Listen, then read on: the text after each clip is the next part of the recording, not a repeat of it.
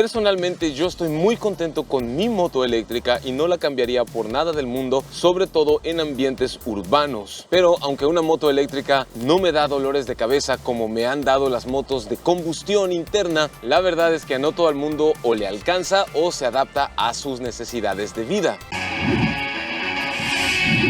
Te la puedes llevar con 20,000 pesos de enganche y 18 mensualidades de 2,778 pesos mexicanos. O sea, $1,000 de enganche y mensualidades de $140 aproximadamente. Si el dinero del enganche es un problema para ti, el distribuidor también ofrece planes de financiamiento donde te la puedes llevar con 10,000 pesos de enganche y hasta 24 mensualidades de 4,300 pesos mexicanos, $500 de enganche y 215 dólares mensuales. Claro que por esa cantidad de dinero te puedes comprar 3 o hasta 4 motos Itálica, pero si estás buscando la motocicleta que te dé menos dolores de cabeza, la que casi no tienes que llevar al taller para casi nada, entonces esta es la moto para ti. Lanzamos una encuesta en el canal y ustedes nos preguntan: Jaime Giovanni Ábalos Alcaraz, rango de kilómetros en situaciones normales. Esta con baterías de litio, con un conductor de mi tamaño y mi peso, puede recorrer aproximadamente 100 kilómetros con una sola carga de la batería. Diferencia de precio con una de gasolina: con lo que cuesta una de estas te compras 3 o 4 itálicas de las más baratas, pero también vas a tener todos los dolores de cabeza asociados con una moto de combustión. Jesús Palacios nos pregunta: a través del tiempo que has tenido con ella, ¿cómo observas el desgaste de sus componentes, tanto mecánicos, eléctricos y estéticos? Esta es la principal diferencia. No hay componentes mecánicos como tal, no hay pistones, no hay cilindro, no hay árbol de levas, no hay válvulas, no hay cigüeñal, no hay biela, no hay metales de bancada, no hay nada de eso. Solo hay 2 ruedas, un manubrio y eso es todo. Entonces el desgaste es mínimo. Ahora, los componentes eléctricos no tienen desgaste como tal. La batería, como es de litio, la voy a tener que cambiar dentro de 8 o 10 años y para entonces esta moto se habrá pagado sola con el ahorro de gasolina, con el ahorro de los servicios. Ángel EJG me pregunta: ¿cuánto tiempo tienes con la moto? 3 años. ¿Ya se pagó? Sí, ya se pagó sola con el ahorro de gasolina, ahorro de servicios. ¿Cuántos kilómetros llevas recorridos con ella? Llevo aproximadamente unos 18,000 kilómetros recorridos con ella en los últimos 3 años. ¿Cuántos mantenimientos lleva? Ninguno. No le he cambiado ni las balatas de los frenos porque como tiene frenado regenerativo y es un tipo de freno con motor pero que recupera esa energía y la vuelve a almacenar en la batería, después de 18,000 kilómetros no le he dado desgaste a las balatas que necesiten ser cambiadas todavía. ¿Ha tenido alguna falla? La única falla que tuvo es que el controlador original, que es el cerebro de la moto, se quemó cuando yo experimenté poniéndole una planta de luz o de energía eléctrica para hacerla híbrida y la saqué a carretera. Y esa es la única lección que realmente vale la pena aprender. Si no te metes con el sistema eléctrico de la moto, no vas a tener un solo problema. Cambiar este controlador me costó 3,800 pesos mexicanos. Lo pedí en un sitio web, me llegó directamente desde China como en 15 días y lo único que tuve que hacer es quitarlo y conectar los cables en los conectores correspondientes. ¿Qué tan difícil son de conseguir las piezas? Vamos a ver. Cualquier pieza de moto normal, las llantas, las luces, los frenos, cualquier pieza de moto normal la encuentro en cualquier refaccionaria. Las partes electrónicas, lo más complicado, el controlador, lo compré por internet, no tuve realmente problema para conseguirlo. La batería, el proveedor tiene contactos directos con fabricantes de baterías de litio y de nuevo, si yo la quisiera cambiar, mañana podría tener una batería nueva sin problemas. ¿Qué es lo que más me gusta? Ángel, lo que más me gusta es que no tengo dolores de cabeza. No hay eso de ir por la calle y ya le escuchas un ruidito diferente y no sabes si es la válvula, el pistón, el cilindro, la cadena de tiempo, el carburador sucio, un buje, los ejes, la transmisión, el aceite que ya está viejo, la bujía. No te tienes que preocupar de nada. Lo que más me gusta es que me levanto todos los días y la moto está lista con la carga completa. ¿Qué es lo que menos me gusta? La verdad, si te soy completamente franco, carnal, lo que menos me gusta es que cuando platico de ella con alguien a quien sus necesidades de andar en moto no son iguales que mis necesidades de andar en moto, lo único que hacen es despotricar y quejarse. A mí no me serviría, yo recorro 500 kilómetros al día. Cuando la gente la critica sin conocerla, eso es lo que menos me gusta. Si no es para alguien, no es para alguien. Y ya. Esta es una buena pregunta. ¿En cuánto la vendería? No la vendería. La única razón por la cual la vendería es para comprarme otra, pero no la vendería. Simplemente me compraría una segunda moto eléctrica y de todos modos me quedaría con esta. Es más, si me comprara una moto eléctrica más cara, el Tesla de las motos eléctricas, una motocicleta de la marca Zero con Z, lo siguiente que yo haría con esta motocicleta cuando tenga la nueva es dársela a uno de los muchachos que colabora con nosotros, como el José. José, ¿te gustaría tener una moto eléctrica? Armando Morales nos pregunta cómo se comporta en lluvia. Se comporta igual que como se comporta en sol, normal. Y luego hay gente que me dice, pero imagínate que tienes que pasar 1 metro de agua. Si no puedes pasar con una motocicleta de combustión, tampoco puedes pasar con esta. No es submarino, no se manchen. Pero si está lloviendo, así sea una lluvia torrencial, sí puedes pasar toda la cantidad de agua que quieras, como hasta más o menos esta altura, de preferencia que no le llegue al controlador. Pasa por los mismos lugares donde una moto de combustión del mismo tamaño podría pasar. ¿Cómo se lava? Se lava igual que una moto normal. Es más,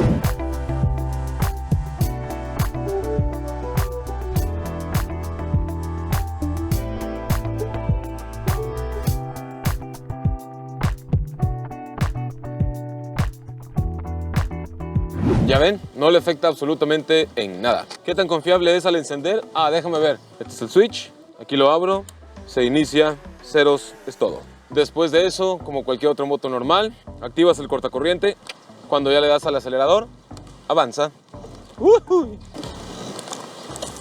Avanza. Pero algo más chido, le puedo poner la reversa y le doy vuelta al acelerador y avanza hacia atrás. Avanza despacito. La reversa es una velocidad lenta. Cuando ponemos reversa, le damos para atrás al acelerador. Y esto ha sido así siempre en los últimos 3 años. Desde que la compré, nunca he tenido problemas para encender. No como las motos de combustión. Armando Morales también nos pregunta, en caso de un fallo, ¿a dónde se puede llevar? Aquí en Mazatlán la puedes llevar con cualquier ingeniero en electrónica, sobre todo que le sepa mover a amplificadores de sonido, porque aunque no lo crean, el circuito de los MOSFET que está aquí dentro del controlador es casi idéntico a un amplificador de audio. Así que cualquier ingeniero en electrónica que le sepa a los amplificadores de audio va a poder destapar uno de estos y va a saber perfectamente bien de qué se trata la cosa. Lo demás lo puedes llevar a un eléctrico de motos sin broncas para las luces y cualquier otra cosa del sistema eléctrico. ¿Cuánto es la vida útil del vehículo en uso regular y cuánto más en un uso intenso? O sea, ¿cuánto es la vida útil en uso para solo trabajo y cuánto si fueras repartidor? Si fuera solo trabajo, si la cuidas, la lavas, le pones su grasita, le cambias los frenos cada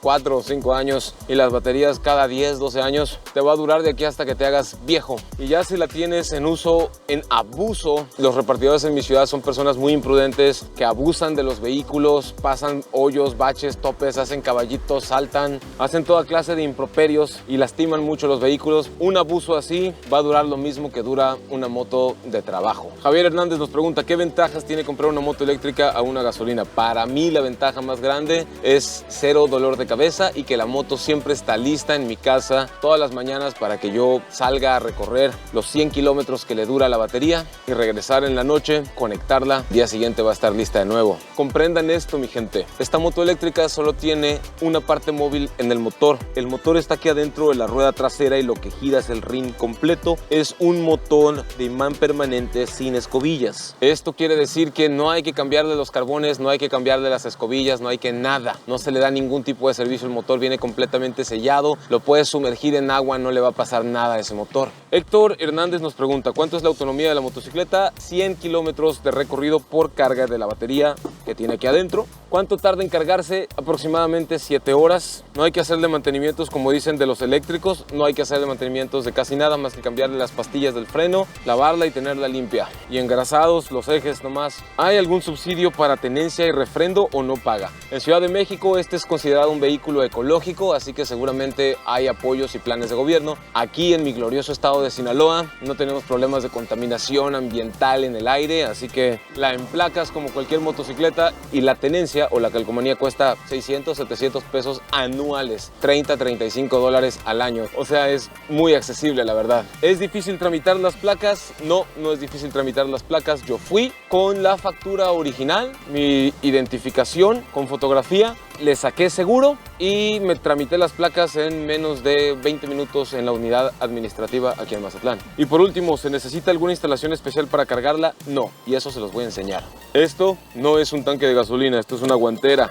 Y este es el cargador. Tiene un enchufe de clavija normal y otro conector que va a una clavija que está aquí dentro de la guantera.